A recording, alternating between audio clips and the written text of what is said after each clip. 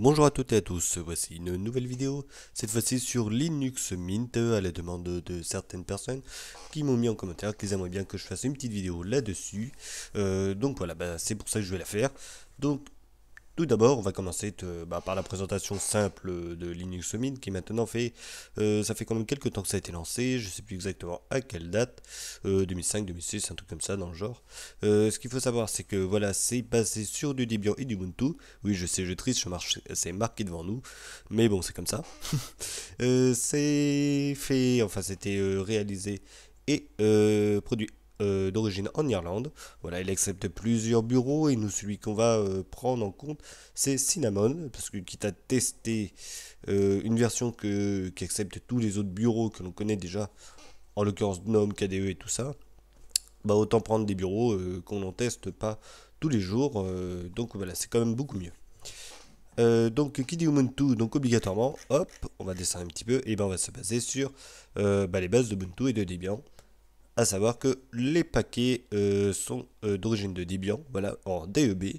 L'installation est graphique, donc autant dire que c'est la même charte graphique que celle d'Ubuntu au niveau de l'install. Voilà, voilà. Bon, le prix c'est free, c'est comme tout le temps, ça y a pas de souci. Après, qu'est-ce qu'il y a d'autre à dire? Pas grand-chose, à part qu'on va prendre vraiment le Cinnamon, voilà, enfin le O, Mate c'est autre chose. Alors pour ceux qui connaissent pas Mate, c'est un fork de GNOME 2, un ancien bureau qui appartient à GNOME. Là, puis là, de toute façon, on a tout l'historique, voilà. Boum. Date de sortie 2006, première sortie publique. Voilà. Donc, commence en GNOME et après, à partir de 2012, là que Cinnamon est arrivé et donc c'est comme ça que ça s'est passé. Voilà, voilà. Et la version que l'on a entre les mains, c'est la 17 en l'occurrence. Voilà, voilà, notre code Rebecca, comme ça vous avez vraiment tout. Allez, on va démarrer ça. Donc j'ai installé donc en machine virtuelle. J'ai alloué 3 Go de RAM. Voilà. Deux petits processeurs logiques. Autant dire tout mon pros. Une mémoire graphique de 128 Go. Petite accélération 3D, la vite fait. Et puis le reste, c'est du basique. Voilà, voilà. Donc, comme d'habitude, un petit sommaire vite fait. On va voir un petit peu ce que ça consomme au niveau de la RAM, les logiciels qu'il y a d'installer, afin de savoir ce qu'il y a dedans. Et ensuite, on fera les plus et les moins du système d'exploitation. Alors, autant dire que beaucoup de personnes sont très contentes. Moi, l'ayant vu fonctionner, j'ai quand même pas mal de points positifs. Et le bureau, en l'occurrence, lui, par contre, pour avoir ce qu'il y a de bien ou pas pour ce bureau. Donc voilà. Donc on va le laisser s'installer, enfin plutôt charger, c'est comme mieux.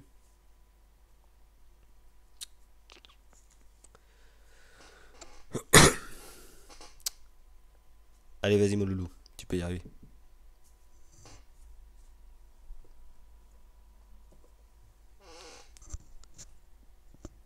Voilà. Donc, voilà comment il se présente. C'est quand même, c'est tout bête, voilà. En plus, il change de fond, c'est bien. Hop, donc voilà, c'est ça. Le login, bon voilà, là, on a tout simplement la possibilité de changer de bureau. Voilà, en l'occurrence, il n'y a que Cinnamon, donc on va y rester dessus. Hop, cache-toi. Et là, pour éteindre ou allumer l'ordinateur. Et puis là, pour mettre en pause ou pas le diaporama. Allez. Donc on va laisser charger tranquillement. Donc pas besoin d'installer les pilotes VirtualBox et tout. Là, autant dire c'est une fresh install. Donc il n'y a absolument rien qui a été installé en supplémentaire. J'ai installé, j'ai mis en pause, j'ai enlevé le lecteur, enfin plutôt le CD d'installation. J'ai allumé la vidéo et puis voilà que je réallume. Donc vraiment fraîchement installé. Parce que j'ai confiance, je me dis qu'il y a tout déjà dedans et qu'il y a vraiment moyen de tout tester à l'intérieur sans aucun souci et que ça ne devrait pas pêcher quelque part. Donc voilà, bon à part sur le disque dur qui... Voilà. Et en plus ça démarre avec un beau petit son très sympathique. Voilà, voilà. Donc, on arrive là-dessus, un petit écran d'accueil, ça... On va voir ça après. Hop. Donc, exactement comme sur un PC. Donc voilà, Cinnamon c'est vraiment l'interface PC que l'on connaît sous Windows. Alors autant dire qu'on a le menu. Bon là c'est marqué menu audio de démarrer. Les petites icônes. Là les fenêtres d'allumer. Et ici l'heure, la date, la Wi-Fi et tout le reste. Et la possibilité d'afficher ou pas le bureau ou les fenêtres. Voilà. Donc, et les bureaux en l'occurrence. Vraiment, vraiment comme sous Windows. Ici, le poste de travail et les dossiers personnels. Voilà. Et tout ça, on y reviendra. Donc là, je vais enlever ça au démarrage. On a vraiment l'écran d'accueil, voilà, on arrive là-dessus. Exactement comme sous Vista à l'époque, on a cette petite fenêtre qui s'affiche avec la possibilité d'installer ou pas les pilotes de notre ordinateur, voir les nouveautés, enfin comment ça fonctionne réellement. Bon, mais ça, on verra ça un peu plus tard. Voilà. Donc comme ça, on a vraiment tout. Le menu, la barre des tâches, tout est là. Donc voilà, voilà. Par contre, on va commencer. On va commencer tout simplement par voir ce qu'il y a à l'intérieur de cette machine. Donc, préférences. Hop. Alors, soit là ou soit là. Voilà, c'est soit l'un soit l'autre. Voilà. Moniteur système, c'est celui-là. Hop. Bon. Ressources, c'est ça. On est ici, donc voilà, c'est la mémoire, c'est ce qui m'intéresse. Donc là, j'ai démarré à vide, à part que j'ai une fenêtre qui est arrivée, mais bon, ça on s'en fout un petit peu. On voit très exactement qu'on consomme 362 mégas ou 363 mégas de RAM à vide. Donc c'est vraiment, vraiment pas mal. On consomme très peu, ça peut vraiment s'installer sur des petites machines. Donc voilà, à garder sous le coude justement pour la suite des tests. Après, on a bien évidemment les logiciels habituels qui sont installés. Donc là, je vais allumer Firefox à vite fait. Donc voilà. Là, en l'occurrence, ça ne change pas du tout. Et maintenant, on va aller voir directement le menu. Le menu, donc avec les accessoires qui sont ici, capture d'écran et tout. Tout est ici. Éditeur de texte, gestionnaire de disques sont pour formater, partitionner des disques durs et tout, ou des clés USB sur ce que l'on prend. Un gestionnaire d'archives intégré pour décompresser des fichiers. Bloc-notes. Voilà, donc ça peut être utile ou pas, mais ça y est aussi sur Windows, ça tient. Hop, voilà. Tout est notes.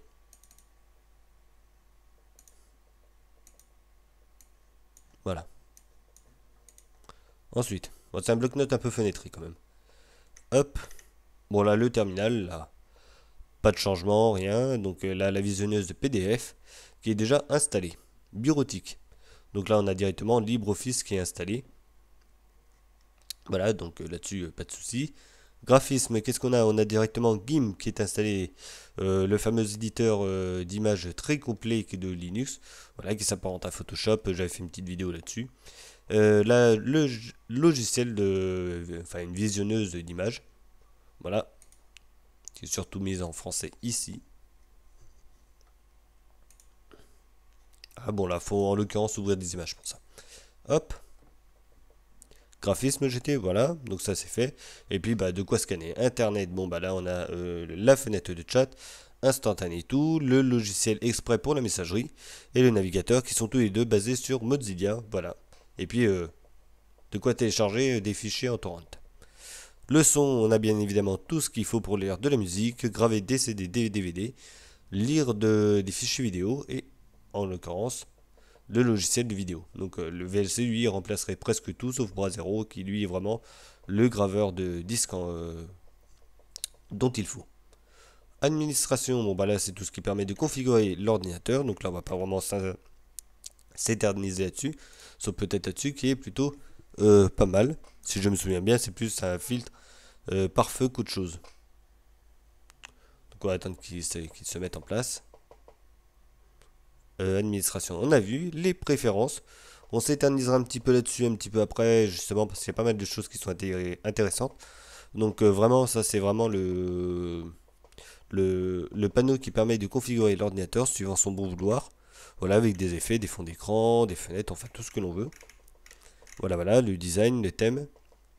Ouais, on peut brancher aussi une tablette tactile, graphique je veux dire. Tactile aussi, pourquoi pas, mais bon, ça sert à rien. Tableau de bord, ça c'est ce qu'il y a ici. Et j'en passe, c'est des meilleurs. Voilà. Et là après, le gestionnaire de fichiers que je vais justement allumer. Voilà, donc un gestionnaire de fichiers qui est assez complet. Donc voilà, donc à gauche nos dossiers, à droite la vue des dossiers. Donc en icône, en liste ou tout simplement en rangée de cette manière-là. Voilà. Puis si je fais CTRL T, on a l'ouverture par onglet. Voilà, voilà. Remarquez, alors là, je croyais qu'il allait y avoir plus de choses. Non, ça n'a rien à voir, ça visionnage d'image. Hop. Ici. Voilà. Bon, je pensais qu'il y avait autre chose. Chez aide à propos.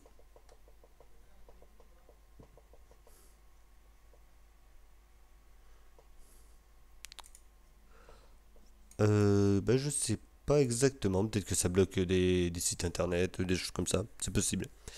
Donc, voilà, voilà. Donc, le gestionnaire de fichiers, on a vu. Le navigateur internet, bon, ça, lâche-moi ça, toi. Ça, on a vu. La monitor système. Bon, bah là, on est passé à 600 mégas. Et justement, on va aller voir, avant de passer à la partie thème, ce que ça va faire si justement on pousse un petit peu plus loin le navigateur internet. Donc là, en l'occurrence, on va appeler YouTube. Hop.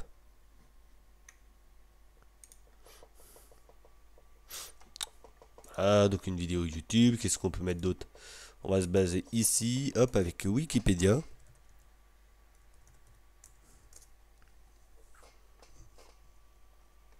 Voilà.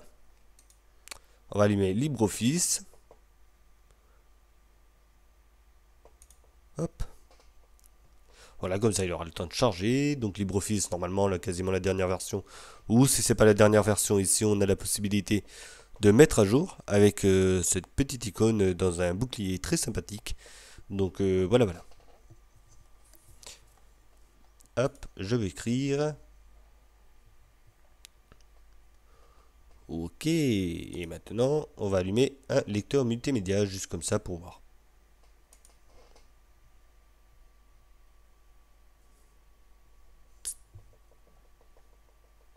Continue. Voilà, en l'occurrence, moi j'aurai à peu près tout ce qu'il faut. Donc en utilisation à peu près normale d'une personne lambda. Voilà, donc là tel que je l'ai fait, là je consomme 868 mégas, c'est quand même pas rien. Malgré tout, si je referme le navigateur internet, ouais vas-y ferme. Voilà, 530 mégas, ok. Et maintenant, on va tout éteindre. Hop, ça, j'éteins. Et ça aussi. Et voilà. Bon, par contre, on revient pas vraiment au truc de base. Quitter. Voilà, on retrouve pas les 300 mégas qu'on avait au départ, hein, quand même. Donc voilà, voilà. Donc ça, c'était pour voir. Bon, on voit qu'il faut quand même une machine et un petit peu de mémoire vive malgré tout pour faire fonctionner le tout. Donc ça, c'est pas mal aussi à voir. Donc maintenant, je vais voir s'il y a bien Flash Player d'installer. Voilà. Allez, on va lire une petite vidéo sympathique.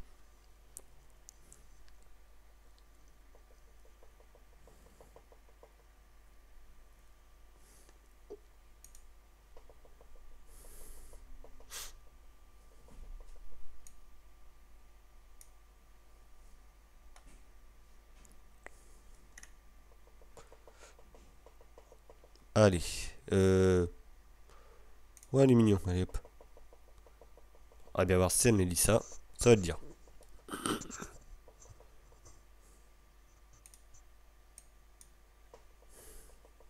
Voilà, donc là ça charge. Là, bah voilà, j'ai la pub qui va arriver. Donc ça c'est pas mal aussi. Au moins on sait que ça fonctionne.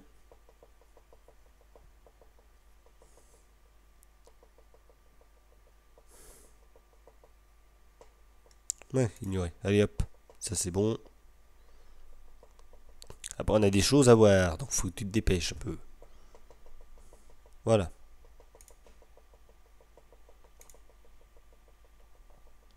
Et là c'est bon. On a vraiment un Flash Player d'installer. Il peut même me lire ça en 2K. Donc c'est vraiment pas mal. Voilà, on a tout de disponible. Donc c'est vraiment super. Voilà, donc ça je vais l'arrêter tout de suite. Voilà, voilà.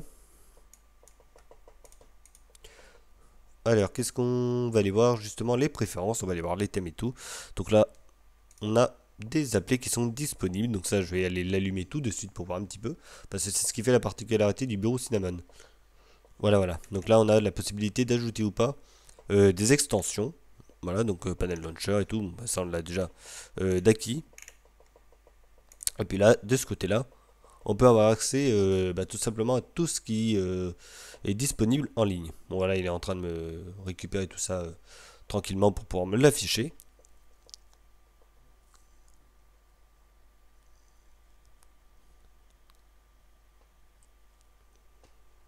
Et ces applis, à quoi ils vont servir? Bah, tout simplement à s'ajouter au dit tableau de bord. Donc sous PC on appelle ça enfin sous Windows on appelle ça la barre des tâches.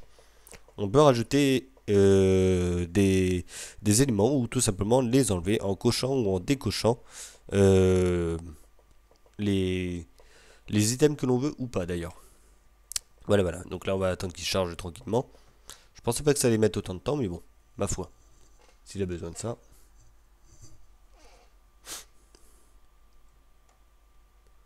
Voilà.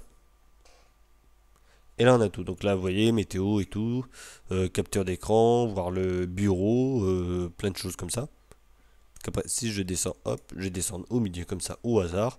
Bah là, de quoi, voilà, quitter, enfin, force à quitter, le media player, là, déconnecter, enfin, tout est là. Il n'y a plus qu'à récupérer ce que l'on veut. Donc, on clique là-dessus, et puis après, on n'a plus qu'à installer, et puis ça devrait se faire. Voilà. Peut-être qu'il demande aussi le compte administrateur quand même. Donc ça, c'était pour les applications. Donc l'application de démarrage, bon bah voilà. Ça aussi, c'est pas mal. Voilà, donc il suffit de voir ce que l'on veut faire. Donc, si je mets ma souris vers la gauche, ça devrait afficher l'espace du travail. Sinon, on peut faire afficher toutes les fenêtres, un peu comme le mode exposé. Pour ça, il faudrait qu'il réagisse. L'appareil, survol de la souris. Voilà. Vous voyez qu'on peut avoir accès aux fenêtres. Tac, je désactive. Il y a quoi d'autre d'intéressant? Donc, bon, ça, c'est bon. Et bah, tout va se faire là-haut. Donc, les fonds d'écran, évidemment, ça va de soi. Hein. On a ce qu'il faut. Voilà, on peut aller récupérer des fonds d'écran que l'on a au préalable téléchargés mis dans notre système. Voilà, on n'a plus qu'à les récupérer dans nos images et tout. Enfin, là où on les a posés. Là, les petits effets sympathiques que l'on peut avoir, voilà, pour la fermeture des fenêtres et tout, c'est bah, des effets que l'on peut paramétrer nous-mêmes. Donc là, en l'occurrence, bon là, il n'y a rien. Mais sinon, fermeture des fenêtres, imaginons que je fasse un fondu. Et le fondu va faire 250 millisecondes. Mais je peux le réduire ou l'augmenter, par exemple en faisant 500 millisecondes. Donc là, la moitié d'une seconde. Donc bah, c'est logique. Activer, oui. Activer les effets de bureau. Ouais, allez, hop, on active tout. Ça va être comique. Donc tes paramètres.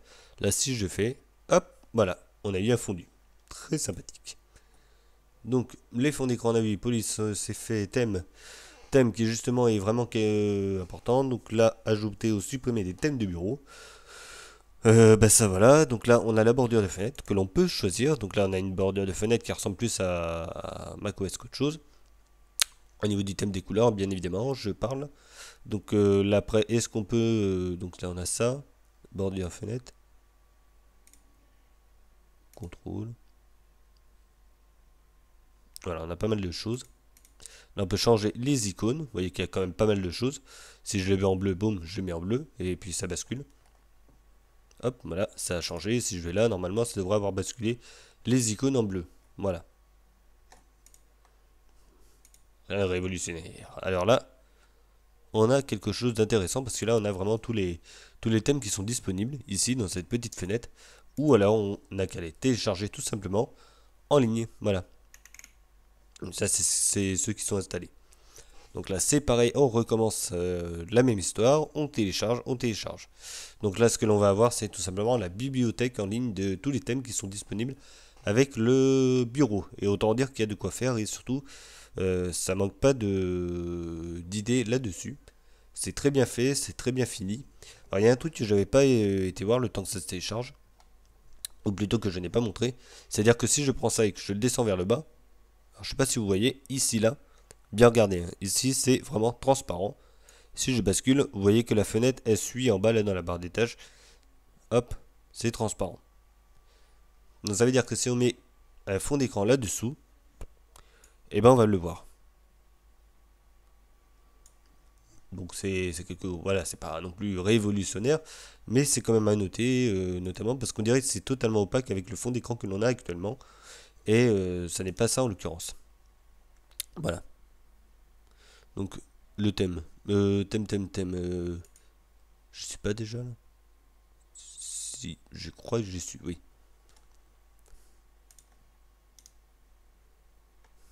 Paramètres du tableau de bord, voilà. Alors je vais aller voir justement, est-ce que l'on a le module comme ça pour le, comment ça s'appelle, l'opacité. Ben non, on ne l'a pas, c'est directement mis dedans, donc ok. Voilà, moi je le sais. Allez, hop. Là on a quelque chose de quand même bien plus sympathique justement. Donc là, bah, le fameux thème New Mix que je vais au préalable installer exprès pour vous. Donc voilà, donc là il suffit justement de voir les thèmes qui sont disponibles. Donc on a vraiment de tout. Tout simplement des thèmes très sobres, très pointus, jusqu'aux thèmes nobles et on va passer même par du Windows. Il y aura vraiment de tout. On a même des thèmes qui ressembleront à ceux de macOS. Donc voilà, donc là vous voyez que j'ai XP, là je vais le prendre aussi, hop, juste comme ça pour le fun. Thème Facebook, voilà, voilà, on a vraiment tout. Donc là je vais faire, je vais les installer tout simplement. Euh, je- Ça c'est fait? Ouais, c'est bon. Ok. Maintenant, si je vais ici, vous voyez que j'ai les deux thèmes que j'ai mis au préalable. Voilà, donc là j'ai demandé ça, là il va charger tranquillement. Et là, on a vraiment le bureau d'XP. Moi, il suffit par contre de changer ça. Enfin, presque. Il n'a pas tout pris. C'est ça. Et là, voilà, on a vraiment le module XP. Mint XP, Mintix, ok. Et si je prends ça, Numix.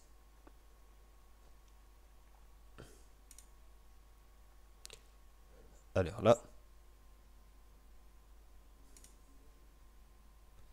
voilà. MN.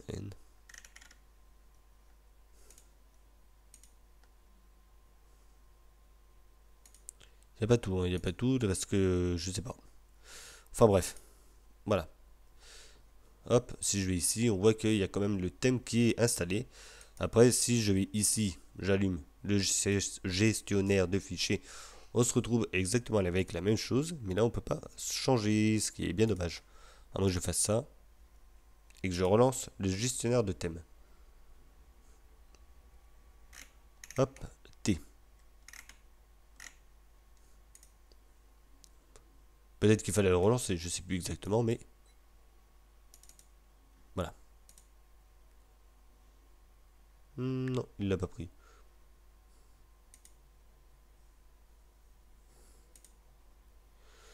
Bon, bref. Enfin voilà, tout ça pour voir un petit peu les thèmes qui sont disponibles. Bon, bah là je vais me remettre avec le thème classique. Donc, oui, bon, c'est pas grave. Voilà. C'est pas le bon, mais c'est pas grave. Hop, il est là. Voilà. Donc, voilà, voilà. Ça, c'était pour voir. Je pense qu'à mon avis, il faut se déconnecter, le reconnecter pour pouvoir avoir tous les thèmes. C'est possible. Gestionnaire de fichiers, c'est fini. Donc, on a tout eu. Tout est fait, tout est fini. Donc, maintenant, il est temps de passer au plus et au moins du système d'exploitation. Donc, autant dire qu'il y a quand même pas mal de choses sympathiques. Notamment le bureau en lui-même qui est très simple à utiliser. Il ressemble vraiment à celui de Windows. Donc pour ceux qui sont habitués à Windows XP et qui auraient normalement du mal à passer à une version au-dessus, voilà, donc en l'occurrence Windows 8 et 10 pour ce qui va arriver en juillet, ou même Windows 7, hein, parce que lui-même il est très lourd, donc ça peut être une bonne alternative, à condition quand même de posséder 1 Go de RAM minimum. Bon, j'en conseillerais quand même 2 pour être un peu plus à l'aise, rien que pour le navigateur internet. Donc rien que pour ça, ce serait quand même pas mal d'avoir ça. Et sinon, ça devrait fonctionner de manière très correcte parce que là, on est quand même sur une configuration assez légère au niveau du disque dur et pourtant, ça fonctionne très bien, c'est assez réactif. Donc voilà, ça c'est un très bon point. Après, au niveau du système en lui-même, bah, il a l'air assez rapide, assez stable, normalement ça devrait aller. Le gestionnaire de fichiers est très complet. Il y a aussi le fait que tous les logiciels soient disponibles. Voilà. Autant graphique que bureautique. Voilà, on a vraiment tout. Donc là, le son, bon, il manquerait presque un logiciel de montage vidéo. Mais bon, pour ça, voilà, on va pas non plus critiquer. C'est vraiment rien, il y a juste à l'installer. Voilà. D'ailleurs, c'est ce que je n'ai pas montré. Donc là, c'est ce que je suis parti justement allumer. Donc on a le gestionnaire de logiciels qui appartient au système aussi, qui lui est très complet. Donc ça a encore un bon point justement pour pouvoir aller chercher les logiciels de manière très très simple. Voilà. Bon là, j'ai pas été tester les MP3 et tout, voir si ça fonctionne. Mais en l'occurrence, ça devrait fonctionner si tout se passe bien. Flash Player est déjà intégré, donc ça c'est vraiment pas mal. Voilà, voilà. Bon bah là il n'y a rien à dire, c'est assez simple. Donc là il suffit d'aller, donc c'est ce que je disais, un montage vidéo, c'est multimédia. Et voilà, et là on a ce qu'il faut, on a Audacity, on a vraiment tout. Et puis un montage vidéo assez simple, il y a OpenShot qui est vraiment pas mal là-dessus, donc que l'on peut télécharger et justement utiliser. Vraiment très cool comme logiciel et ça fonctionne du tonnerre. Voilà, voilà. Quoi d'autre? Bah, point fort aussi, bah, le design en lui-même qui est assez sobre et qui est efficace. Voilà, il est pas tâche. On peut même le laisser avec ce que l'on a actuellement. Donc là, je rallume justement quelque chose. Un, là, je peux changer le fond d'écran assez rapidement. Voilà, si je fais ça, ah bah voilà. Qu'on voit un petit peu le thème avec d'autres choses. Hop. Et en plus de ça, voilà, c'est aussi un autre point fort là-dessus. On a vraiment de très beaux fonds d'écran. Franchement, ça envoie, c'est vraiment très très sympa. Voilà, voilà. Donc là, j'en ouvre un autre, évidemment. Le Grand Canyon. On en met plein la vue de toute façon là.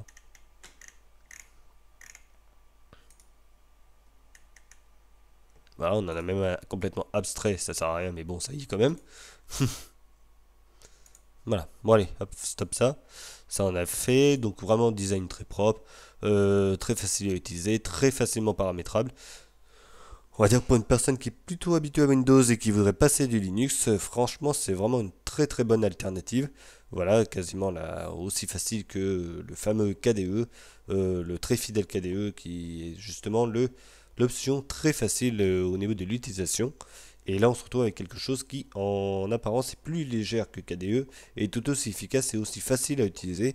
D'autant plus qu'on a la navigation par onglet. Bon, ça maintenant, ça fait un moment que ça y est, mais pour les navigateurs de fichiers, c'est cool. Voilà, voilà. Et après, bah, que dire d'autre? Bah voilà, en point négatif, il y aurait quasiment rien à lui reprocher. Enfin, là, en l'occurrence, j'avais pas vraiment vu. Allez, juste pour en citer un, mais ça, on pourra rien y faire, c'est par rapport à Firefox, qui aurait tendance à très rapidement monter en charge au niveau de la mémoire vive, alors que le système en occupe très peu de base. Mais bon, comme j'ai dit, pour l'installer, même sans Firefox, c'est qu'on remplace par un équivalent beaucoup plus léger, Midori si on veut, faudra quand même un giga de RAM malgré tout. Donc bon, on va dire que ça va quand même avec des machines qui sont plutôt anciennes. De l'ordre de 10 à 15 ans, on avait déjà, il y a 15 ans, comme des machines qui pouvaient avoir un giga de RAM au sein de leur configuration. Donc voilà, bon, des bons vieux XP avec des bons vieux processeurs, pas très très rapides, mais qui feront vraiment le taf là sur ce genre de système d'exploitation. Voilà, voilà. Bon, après, c'est vrai que j'en ai un petit peu mis deux processeurs, enfin deux cœurs de processeurs dans le système, mais ça devrait fonctionner du tonnerre malgré tout. Voilà, voilà. Donc c'est vraiment le seul petit point faible, c'est en fait c'est Firefox, mais c'est vraiment anecdotique et ça n'empêchera en rien l'utilisation du système qui est assez simple. Pareil si je fais ça, ça je n'ai pas montré, mais voilà, il y a une mise à jour, il suffit de faire installer les mises à jour. Et alors soit on nous demandera le mot de passe, ça c'est la sécurité pour installer, soit bah voilà, ça s'installe tout seul. Mais c'est vraiment très simple. Et en plus de ça, on a les mêmes icônes que sur PC pour ce genre de choses. Donc voilà, bon compromis là-dessus. Voilà, on va résumer tout ça en deux mots, ou trois si on veut. Donc le système, donc Linux Mint, avec le bureau Cinnamon, c'est tout simplement une alternative à Windows, simple, efficace et facile à prendre en main, avec que du positif et zéro quasiment en inconvénient. Le seul inconvénient, Firefox qui pompe un peu, mais c'est tout. Voilà, voilà, donc ça c'est fini pour la vidéo. Je vais arrêter là, donc là, voilà, il suffit d'aller là-dessus sur éteindre. Et ça se fait tout seul. Voilà, on a des petits sons sympas aussi, je n'avais pas dit, mais bon, vu que je branche pas le son sur l'ordi directement, et puis on voit que ça s'éteint très vite aussi. Voilà, voilà. Donc en attendant, je vous dis à bientôt pour une prochaine vidéo.